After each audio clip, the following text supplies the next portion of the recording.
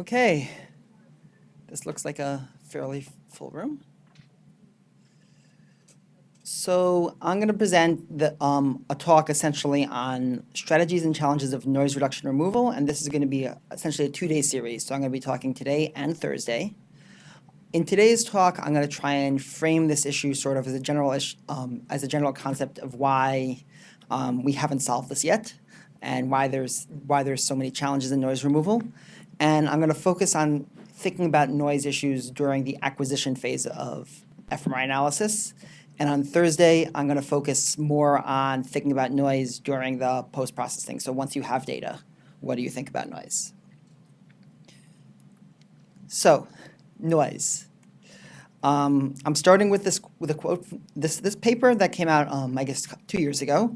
The title of the paper was Impacting the Effect of fMRI Noise Through Hardware and Acquisition Choices.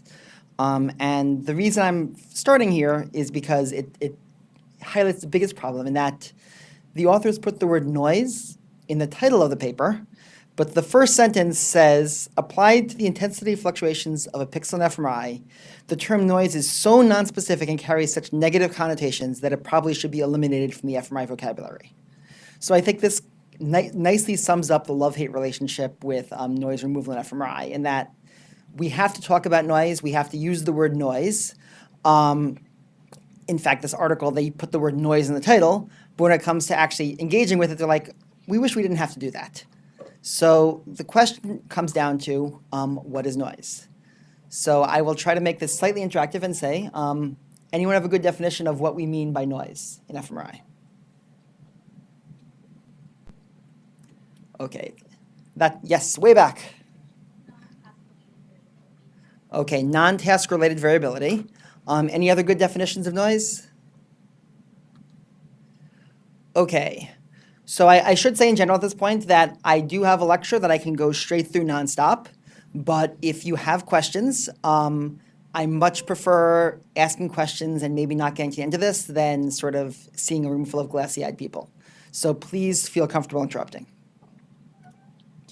So the best dictionary definition I found for the way we use it is irrelevant or meaningless data or output occurring along with desired information.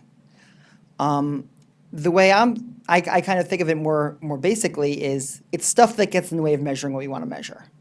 And I think what's critical about this definition and what makes noise so challenging is it is a messy definition. Noise is defined by the study's goals. So you can only define noise when you can define what you want to measure. And even with fMRI data, what we want to measure in different studies varies. So what we call noise will vary.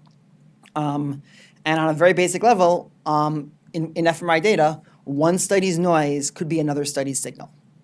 So we can't make a clean definition of noise even specifically for fMRI because it varies on what you're going to do.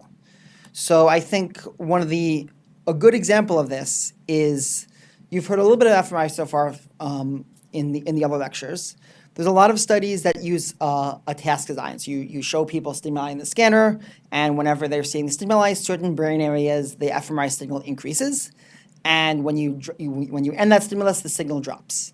So back in 2001, Marcus Rakel and colleagues came out with this observation that the areas of the brain that, whenever you show a stimulus, there's certain areas of the brain that seem to not increase, but they either stay the same or kind of decrease a little bit. And they said that these same brain areas that are highlighted in this image appear in a lot of studies across cognitive domains. So they define these areas as a default mode network of brain regions that are essentially the areas that deactivate when you tell the person to do something. So till this paper in 2001, these, we always sort of like brain responses brain signal increases in fMRI in response to a task. But this says, there's this network of stuff that is doing the opposite in response to the task. So what does that mean? This used to be noise, and now it's thought of as signal. And you can take it one step forward in that sometimes what we call random fluctuations become signal. So back in 1995, Bharat Biswal was doing a study where people were doing a finger tapping task. So they tapped their fingers for, I think, 30 seconds or a minute. They rested, they tapped their fingers for 30 seconds a minute. And if you looked at the areas that got active, we see primary motor cortex, supplementary motor cortex. Then he took another scan where people did nothing. They just put them in the scanner and said, I'm going to collect data, don't move your fingers, don't do anything. And they said, if I look at this location over here and say what correlates with that location, you get the exact same network. So in this time series with no task, which we could theoretically call as noise data, we're seeing correlations that match this network. And this is the foundational paper of what we often call functional connectivity or resting state analyses, where these same networks appear whether or not you do task. But for the context of this talk, it's important to keep in mind that before people started looking at this, the signal fluctuations when you're not doing a task was considered noise. And now they became sort of the core part of the signal. And this isn't just sort of a curiosity, because way back in 2004, you were already seeing connectivity to that default mode network, which I showed you in the previous one, varied by different clinical conditions. So this is still an open area of research, but it's showing that this signal that was considered noise actually could be a clinical biomarker. So when I'm talking about noise sources, there's two broad categories I'm going to be discussing here. One is noise from the measurement tools, whether that's the scanner you have, either specific hardware or field strength, the head coil where you're actually receiving the data from the scanner, the parameters you set up on a pulse sequence, and then there's measurement noise from things that aren't MRI related. So you can have an eye tracker and there's noise in how well the eye tracker measures eye movement during the scanner. You can measure, this is a pulsation measurement, or you can get respiration. And then there's behavioral responses. So there's, with behavior, there's what we measure and what we don't measure. So the actual response box may or may not be precise, and what we're choosing to measure responses for may or may not be precise. So these are all measurement tool sources of noise. Similarly, you can also have, the other big category is noise from the system being measured. So we're putting people in the scanner, and people can do their own thing. They might fall asleep, they might stay awake, they might move their head, they might not move their head might, they might have braces that cause more artifacts in their data. There's all sorts of variation that's related to the actual person you're measuring. You also have variation from the system on the task being done. So, this is just sort of a task design from a go, no-go task. But, how well people perform the task might vary, and that's a source of noise if they don't perform the task. And also from the system being measured, there's a lot of assumptions on what is actually measuring. So we like to think of the fMRI, the blood oxygen weighted signal, is a direct measure of neural activity, but it's not. It's a measure of blood oxygenation, which relates to neural activity through a very complex mechanism of neurovascular coupling. So you have the neurons, you have the blood vessels, you have astrocyte cells mediating it, pericytes, all sorts of stuff that mediate these signals. So these are all systemic noises relating to this system. Before I go into many other details, I also want to sort of cover just some terminology that I'm going to throw around here a bunch.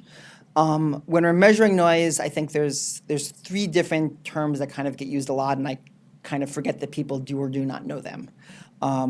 One is signal-to-noise ratio. So typically with MRI, that's essentially how high the magnitude is of what we're trying to measure versus sort of in the background. So you could see in a high signal-to-noise image, you're going to theoretically see a nice crisp brain. If it's a low signal-to-noise image, it might be a lot more spotty. Another measure that we throw around a lot is temporal signal-to-noise ratio. There's different ways to define temporal signal-to-noise ratio, but one way is if you put something in the scanner like a sphere of oil, where we expect there not to be any variation over time, and you say, let's take a location in that sphere of oil and measure fMRI signal across time, how much is the signal bouncing up and down when literally nothing is happening? or almost nothing is happening. So if you have a high temporal signal-to-noise ratio, that means that whatever that mean value is, it's going to be pretty stable across time. If you have a low temporal signal-to-noise ratio, that means the signal is going to be bouncing all over the place, even when it shouldn't be. And the last measure that's sometimes talked of is contrast-to-noise ratio. So here is the hemodynamic response to in this case, a flashing checkerboard task. And what you can see is there's a baseline, and the signal increases and drops. But if I repeat this exact same task 100 times, you can see that every time I repeat it, the amount it goes up and down varies. So essentially, how big is this increase compared to how much variation it has? So those are three basic measures of noise that I'll be using as a terminology in this talk and the following one. So before I go on, any questions so far? Okay. So it's if you show someone something in the scanner, let's say a flashing checkerboard in this case, you expect in the visual cortex the question. I'm going to repeat questions, by the way. The question is just to explain contrast to noise better. So when you put someone in the scanner, you show them a flashing checkerboard, you expect the signal to increase in the visual cortex. So that's what we're seeing here. The checkerboard is appearing for about 20 seconds. It increases, and then after the checkerboard disappears, the signal returns to baseline. But how much it increases and how smooth this curve is varies run to run. So if you had a lower contrast to noise ratio, you'd expect this curve to sort of be a lot bouncier compared to how high it changes. So the higher the contrast to noise ratio, the smoother it's going to look. So this red curve, I would say, this red curve happens to be an average of a lot of runs, but that would be a very high contrast to noise ratio because you're seeing almost no variation up and down while you're having a fairly high increase compared to everything else. If at a low contrast to noise ratio, it would look a lot bouncier. I'll have a slide a little bit later that shows sort of a high contrast to noise and low contrast to noise image. Yes?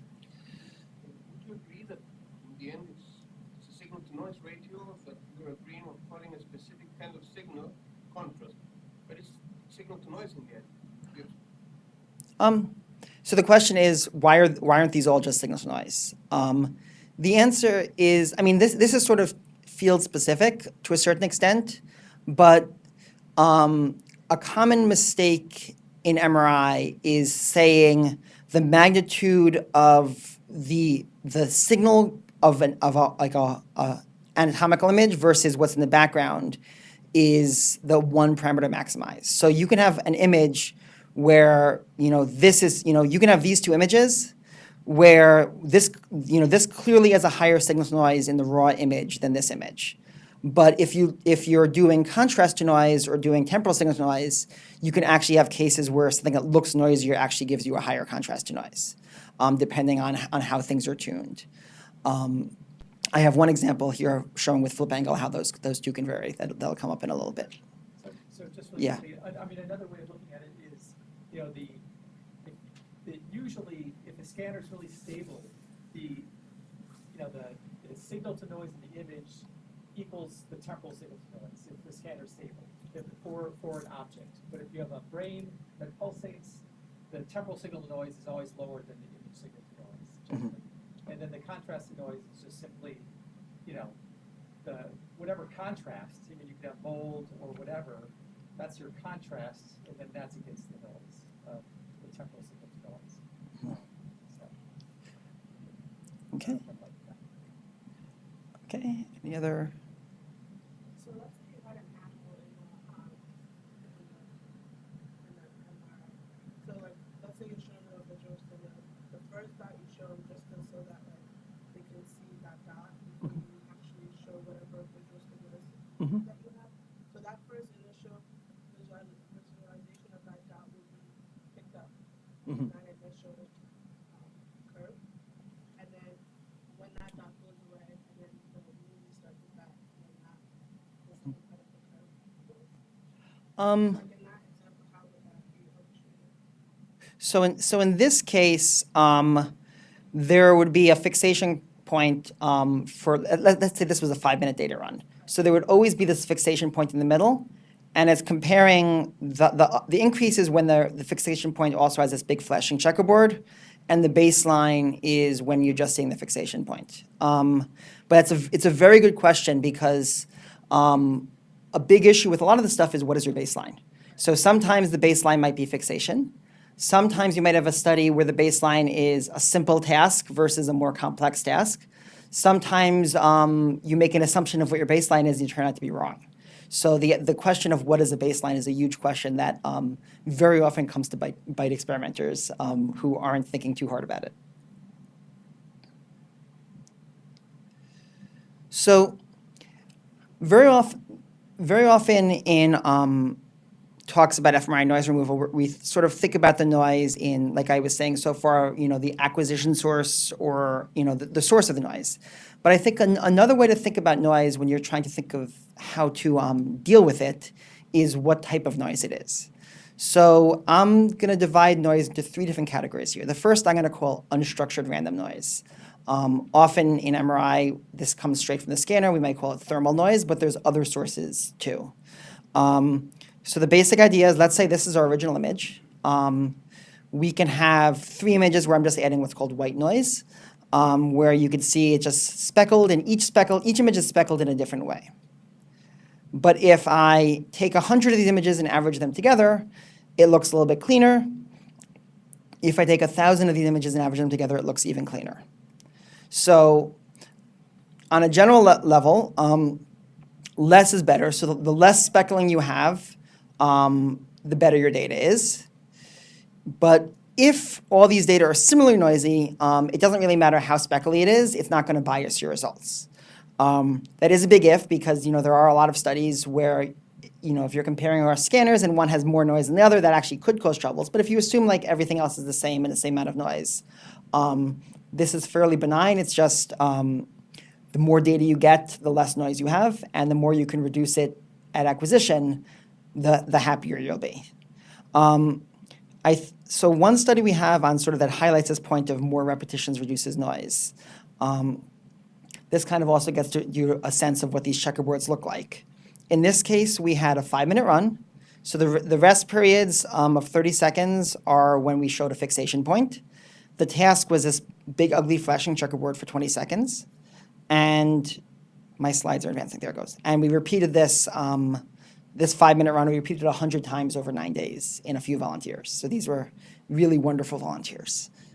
And what you can see is if you look in the visual cortex, where we expect to see a response, this is the response we get in a single run. And if you look across the 100 runs, what you can see is every run, the response looks a little bit different, but they're all kind of showing the same thing. So this is what I would call an area of the brain with a high contrast to noise signal. So you can see it varies a lot, but it's pretty similar.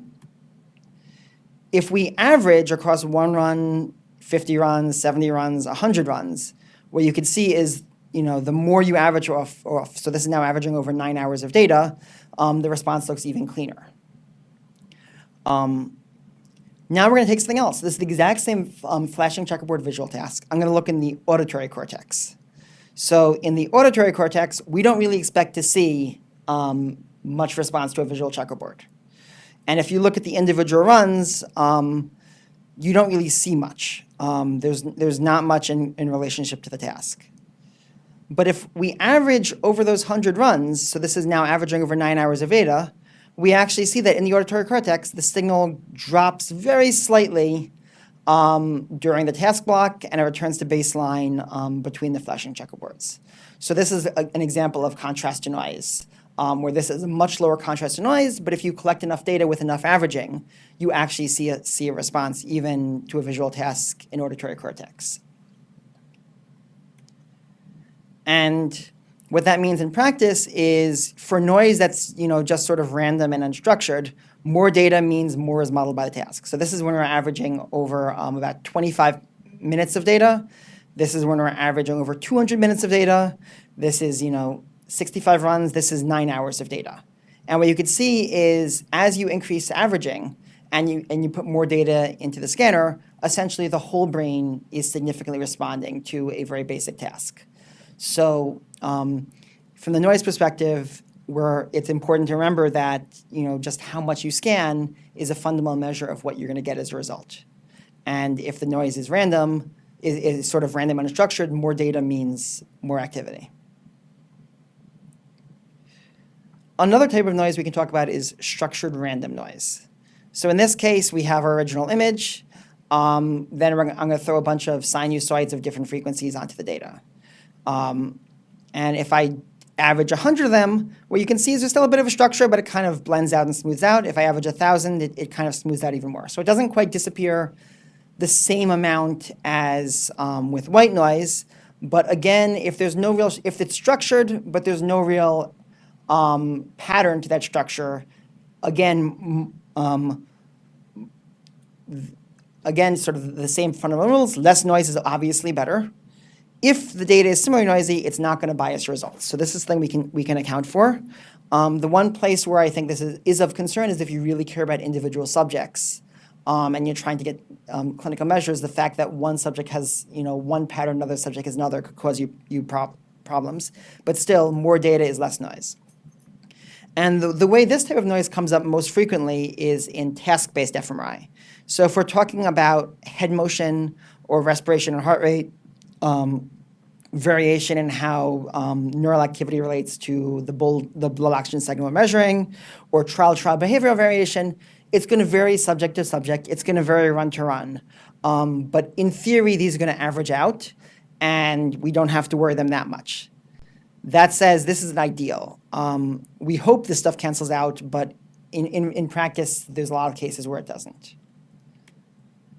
But I will say that for the first decade plus of fMRI, one reason people weren't thinking as much about these issues from a noise perspective is because they kind of assumed these would cancel out over time and weren't that much of an issue.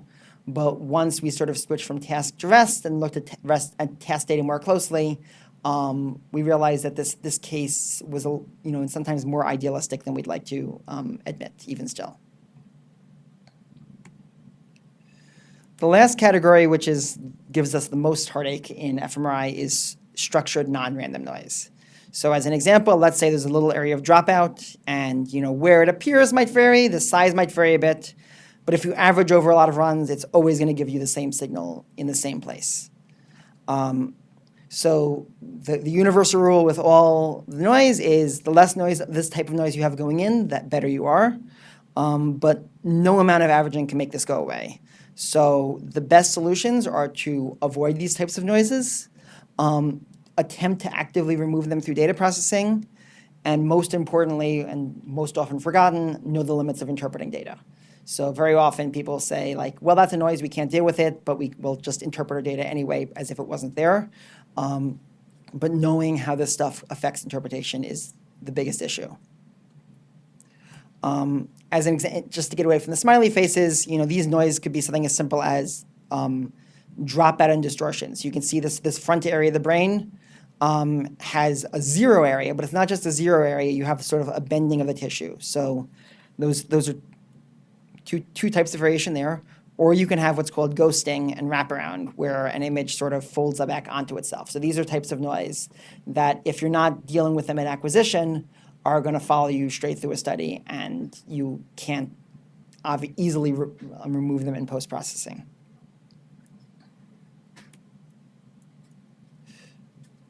So when we're talking about structured non-random noise, I'll go into some examples of this later, but like I said, you can have task-correlated head motion and task-correlated respiration and pulsation, and you can have unmodeled systemic behavioral variation. So for that, I'll have examples of the first two, but for the last one, let's say you have two populations and you're doing a memory task, and one population just can't do the memory task and isn't paying attention and decides to fall asleep instead.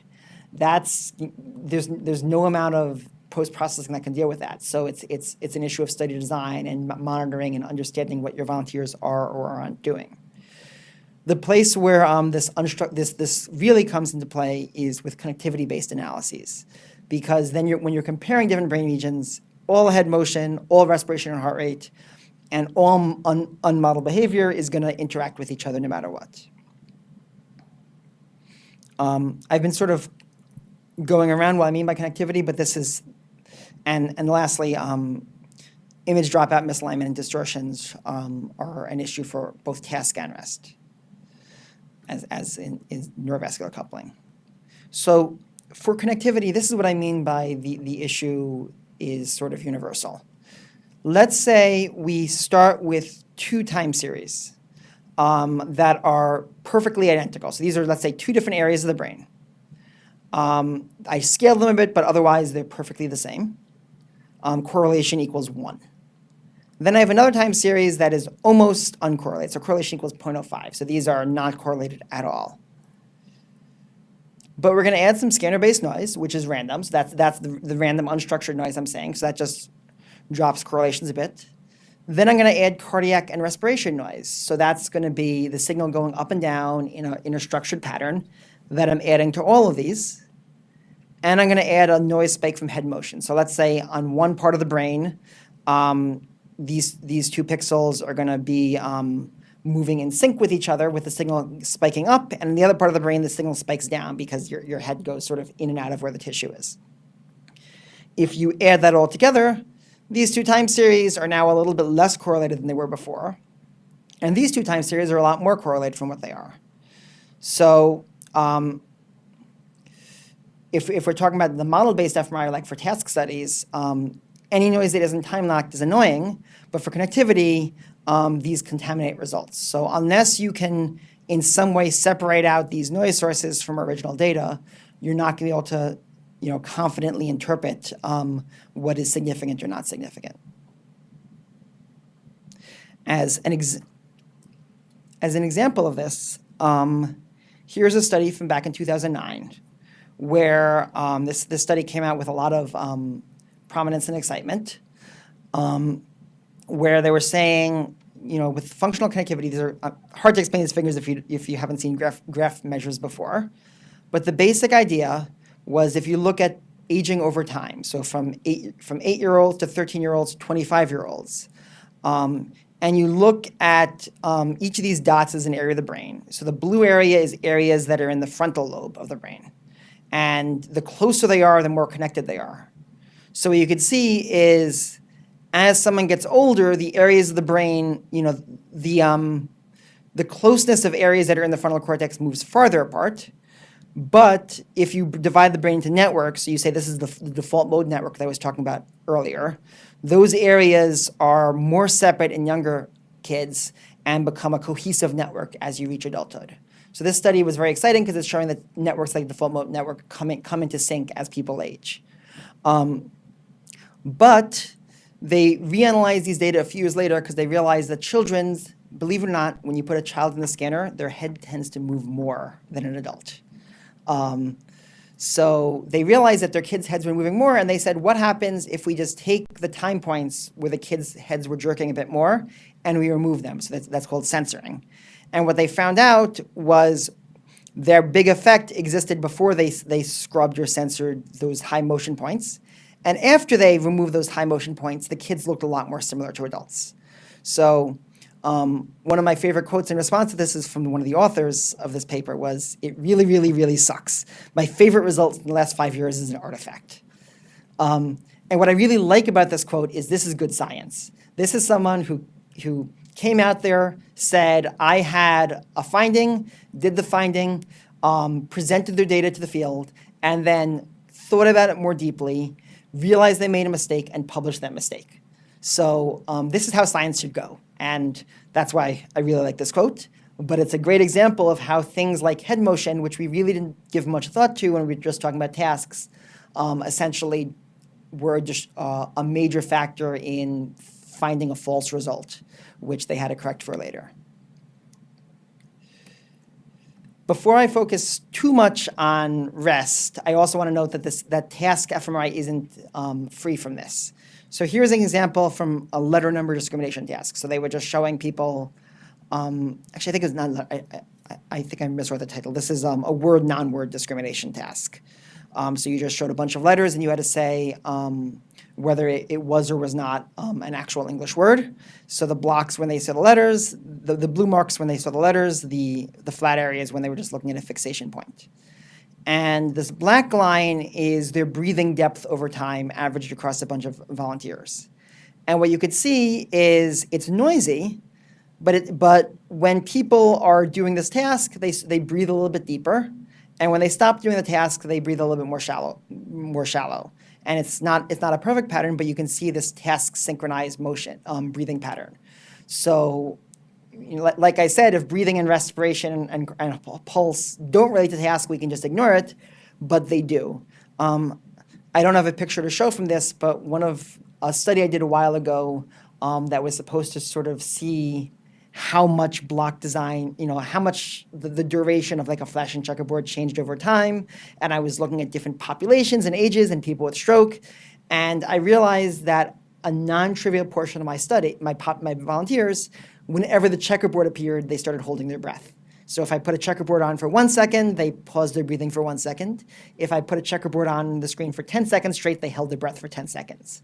And if I wasn't recording respiration, I would have had this beautiful effect on the relationship between duration and a stimulus. But I realized that it was an artifact of the breath holding, and I didn't publish, which is unfortunately the right thing to do in that situation.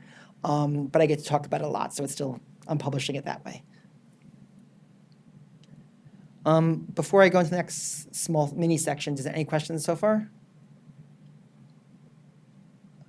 Okay. The last area on sort of the challenges of noise is neurovascular coupling. So this is how what we want to measure, neural activity, relates to the bold signal, which is typically what we measure with fMRI. And we often talk about a hemodynamic response, which I'm intentionally drawing a messy shape here, because I don't want to sort of make this a canonical shape. This is sort of messy.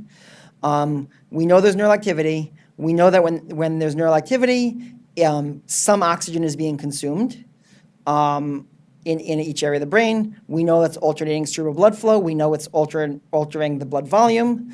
You put those together, you're going to get a variation in how much deoxyhemoglobin is in every voxel that we're measuring, and that deoxyhemoglobin is a fairly direct measure of bold.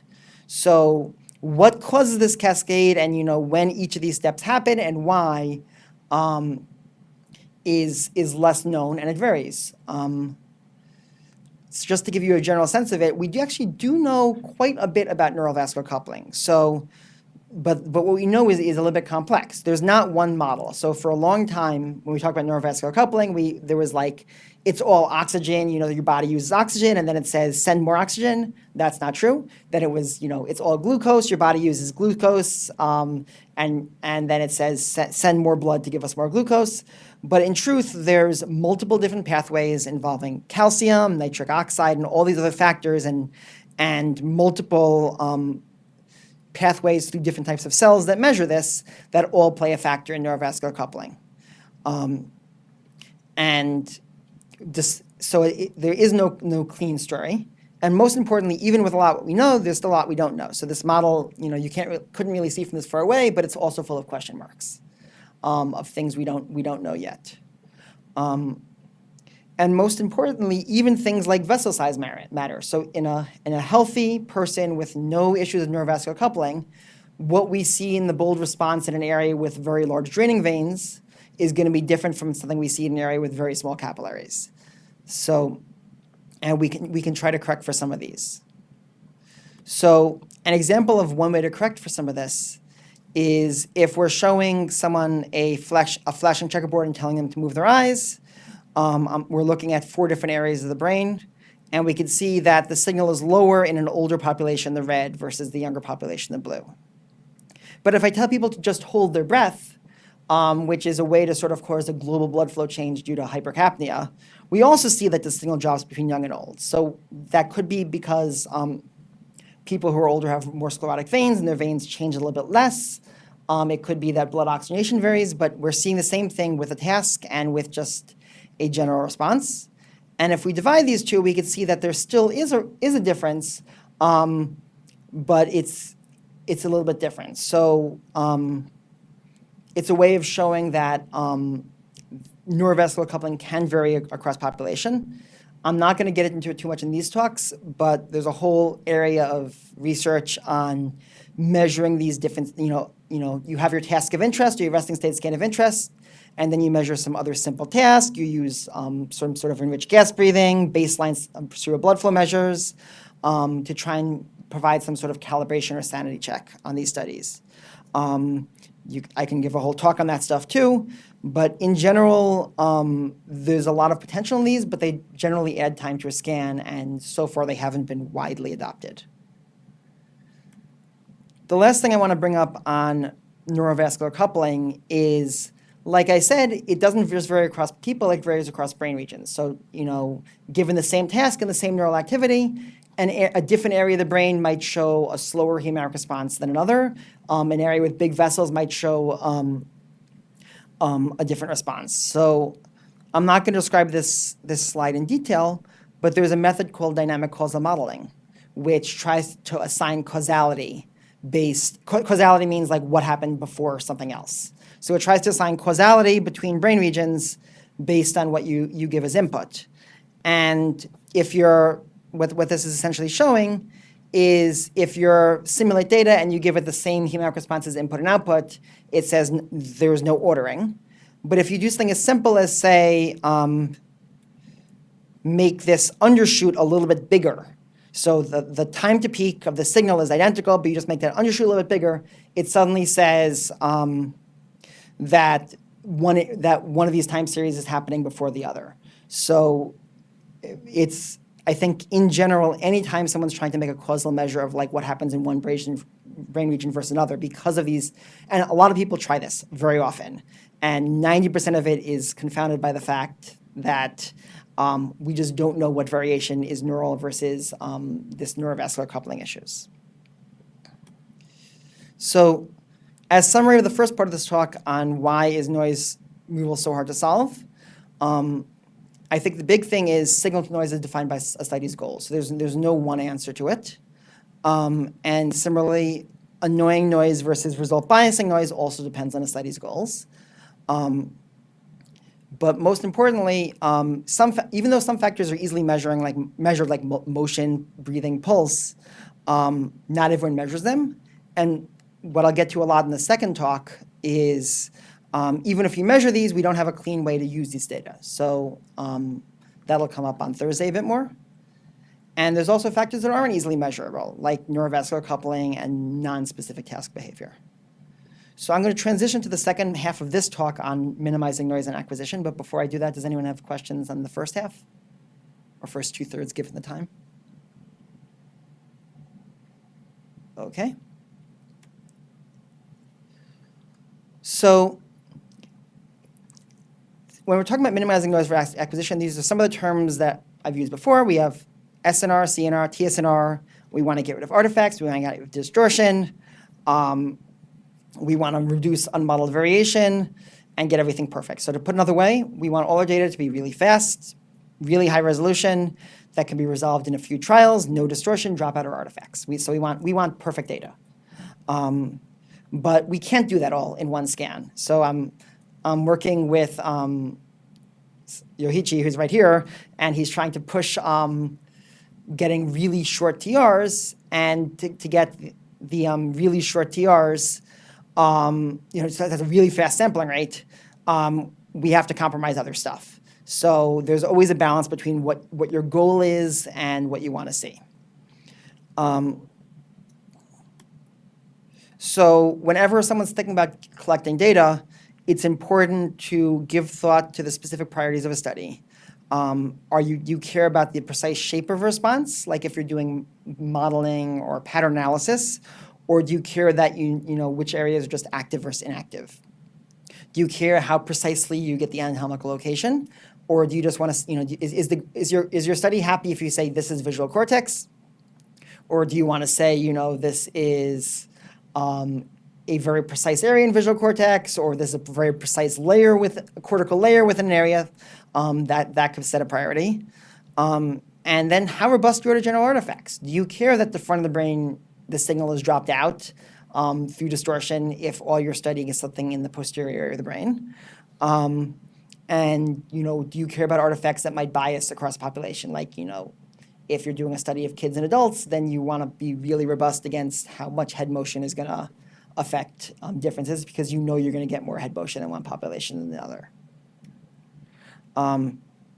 And one key point here is the optimal acquisition options aren't always obvious. So I'm going to go through a bunch of examples, but the first example is something which I think is a great example of a non-obvious parameter.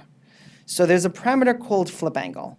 What the flip angle is when you put someone, you have a bunch of, you have something in the scanner, and you're knocking the protons off their steady state and watching them, and you're measuring them returning to baseline.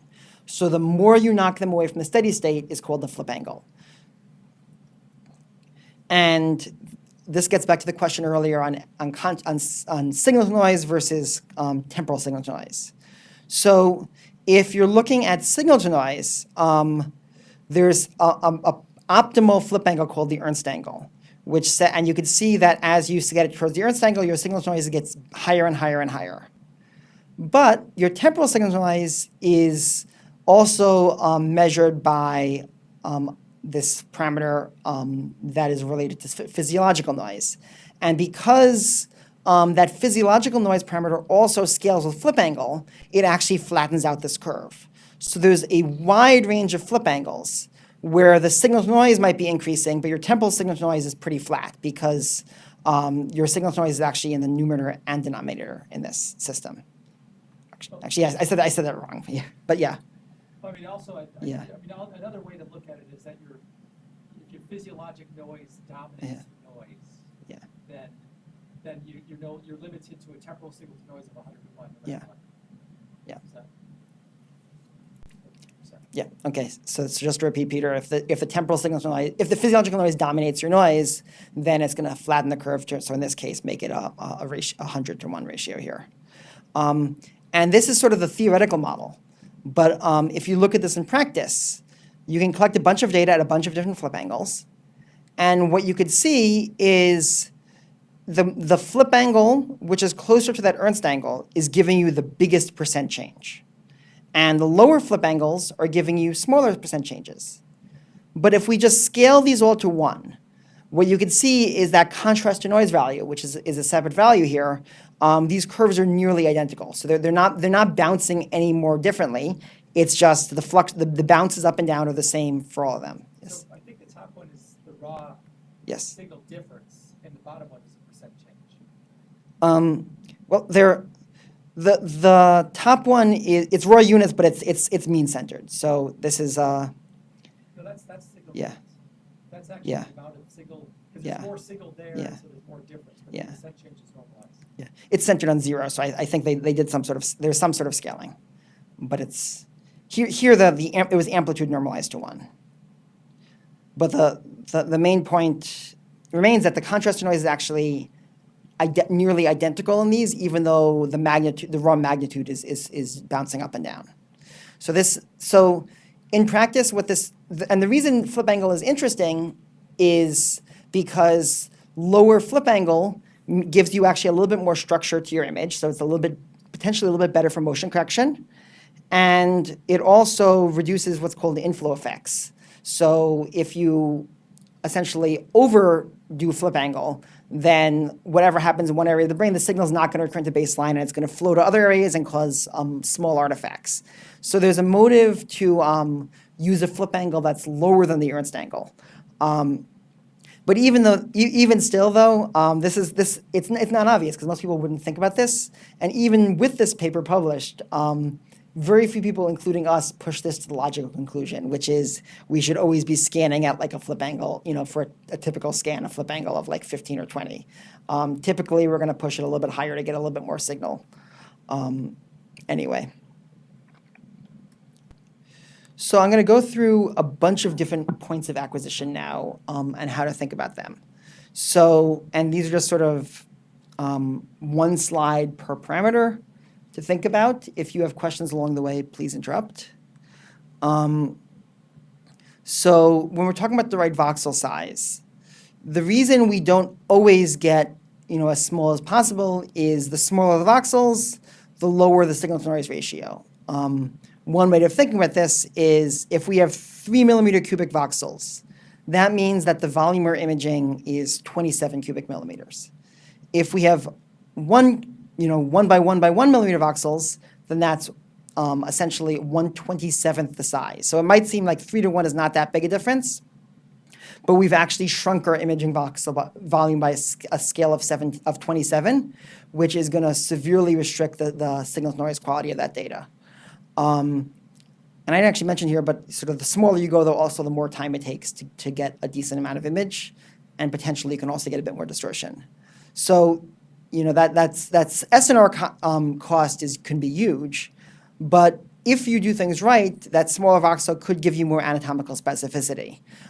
So on a basic level, if your voxel is purely in cortical gray matter, purely in an area of the brain doing one task, it's going to give us a lot better signal than voxels that are, have cortical gray matter, have CSF with no neural activity at all, span different cortical functional areas. So potentially smaller gives you a better signal. And if you take it to the extreme, some work that's been done here on layer-specific fMRI, you can actually get distinguishing different cortical layers within voxels using sub-1 millimeter voxels. So, and which one you do here is going to depend on, again, what your goals are. So are you trying to see layer-specific effects? You're going to try and get very precise. Are you just looking for a flashing checkerboard and visual cortex? You don't really care as much about the size of your voxels, and you're going to try and maximize your signal. Another parameter people think about a lot is your sampling rate, or the TR, the repetition time. And essentially, the shorter your TR, the lower your signal to noise. But because you get more time points, you might actually get slightly higher TSNR. Also, if you're compromising nothing else, the faster you're going, chances are you're going to compromise some sort of accelerations and distortions, and you have to make other compromises as well. But shorter TR potentially gives you better filtering of high-frequency artifacts. So this is a frequency plot. So this is low-frequency signal where we often see fMRI activity from events that are happening sort of over long time courses to events that are happening, on the 10-second scale. And then if you look higher up at higher frequencies, you're going to see things like the heart rate, which is, at 1 hertz, and this bump here is breathing. But if we're sampling ends at 2 seconds, you're not going to resolve that at all, and you can't remove it easily. So there's a motive to collect higher frequencies to potentially remove that straight from the data. But we're still limited by the hemodynamic response. So the hemodynamic response is going to change on the order of 5 to 10 seconds. So collecting data at, a half a second or 1 second TR isn't going to resolve something that's happening any faster than that.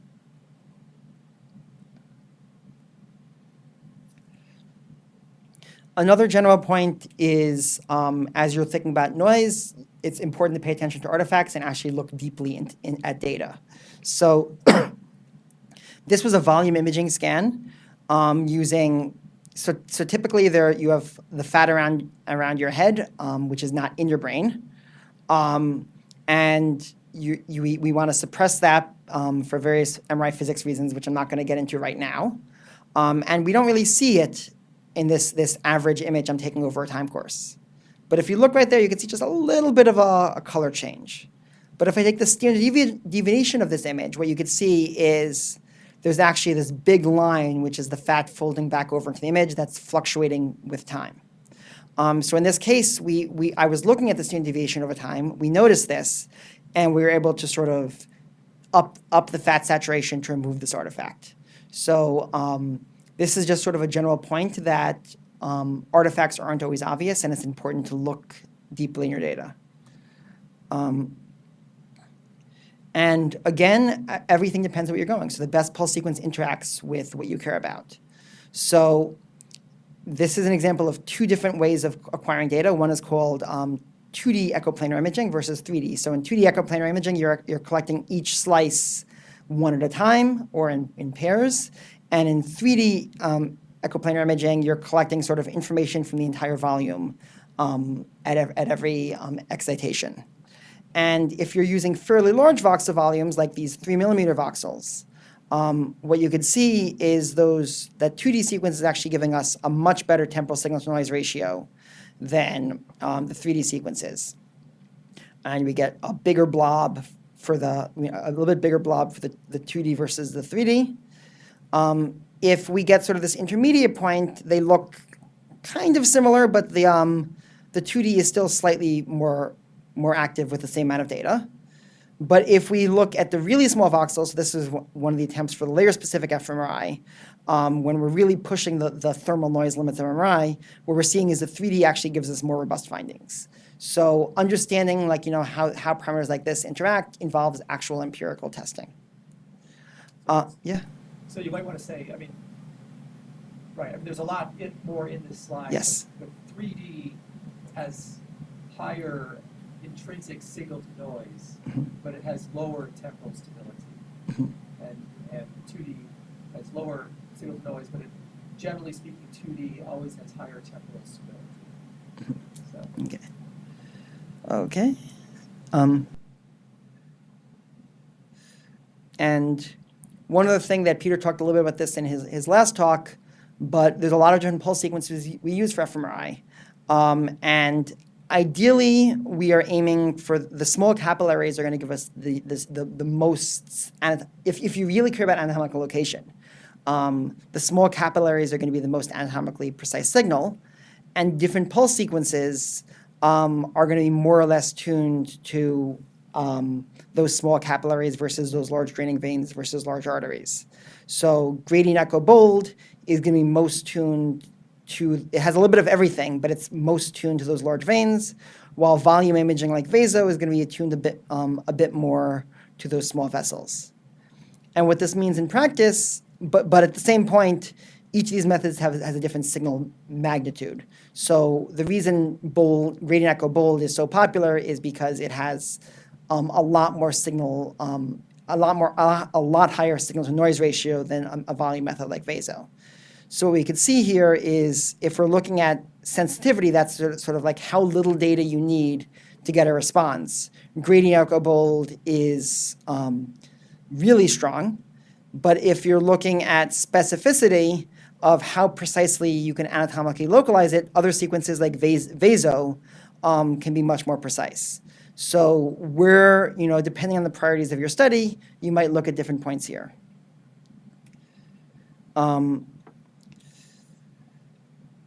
We're running a little bit short on time, so I just want to quickly mention that there's a lot of peripheral measures that we also want to think about for noise reduction. So I already talked about earlier about measuring respiration and pulse.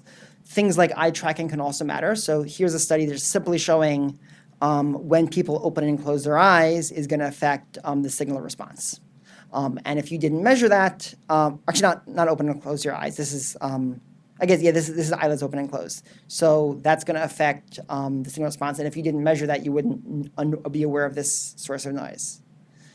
The last section I want to cover across a few slides is we tend to focus a lot on pulse sequences and parameters and scanner hardware quality. But there's a lot we can do for noise reduction based purely on how we design our study. So like I said earlier, kids move their heads more. But that's not, but how much they move can vary. So spending time finding the best way to keep people's heads still, whether finding the right pads for the right population or using sort of advanced custom things, can make a huge difference in how much people's heads moves. And simply taking time to prepare participants matter. I can tell you from experience, if you take someone from outside the scanner, you explain what's going on, you explain why you want to keep their head still, you explain how we see head movement in the scanner, they're going to be much more, you have them practice the task, they're going to be much more conscious of whether or not they're moving their heads. And most importantly, noise is not independent of task design. So I talked a little bit about resting state, but if essentially this is a measure of how much people's heads moved across 4 different populations. And what we're seeing is the resting state is the leftmost one. So if you give them a task, their head actually moves a little bit less than the scanner. So if you're truly concerned about a head motion and variability, giving someone something that engages them might actually reduce motion a bit. That said, even across all these tasks, there is an age effect. But this study has been repeated multiple times. So here's another study showing rest versus just showing images that don't have much narrative versus showing something with a bit of narrative. Head motion does vary with time. The very last area I just want to bring up, because most people don't think about it, because most people don't have to deal with this, is when we're talking about data quality, keeping track of a scanner does matter. So here at NIH, every day on most of the scanners, we're correcting a bunch of different parameters. And those parameters, we get measures of, with a phantom, we get measures across time. We can sometimes see spikes in TSNR or specific receiver coils get spikes down. And, this might seem silly at times, but the number of times sites have been collecting data for a month and weren't doing quality assessment and suddenly said, oh, why is your data looking bad? And then realizing that you've had, a bad piece of hardware for a month that you weren't checking can radically change studies. So this is sort of the NIH internal example. And there's also some efforts to sort of compare data across sites with sort of centralized repositories of data quality. And the beauty of this is if you're getting unexpected noise, it's going to pop this up much earlier than you otherwise would. So you can either rescan a volunteer who moved their head or realize you have a hardware issue to fix. So in summary, it's important to remember that when we're talking about pulse sequences, every parameter trace is a compromise. So it's important to know what the priorities are. And noise acquisition is more than just the pulse sequences. So head motion, peripheral measures matter. And also keep track of making sure the hardware works well, whether you're doing it or you know who else is. So that's it for today. And next time I'm going to focus more on, once you have the data, the different ways to remove noise. So any questions? Yes. Any questions? Okay.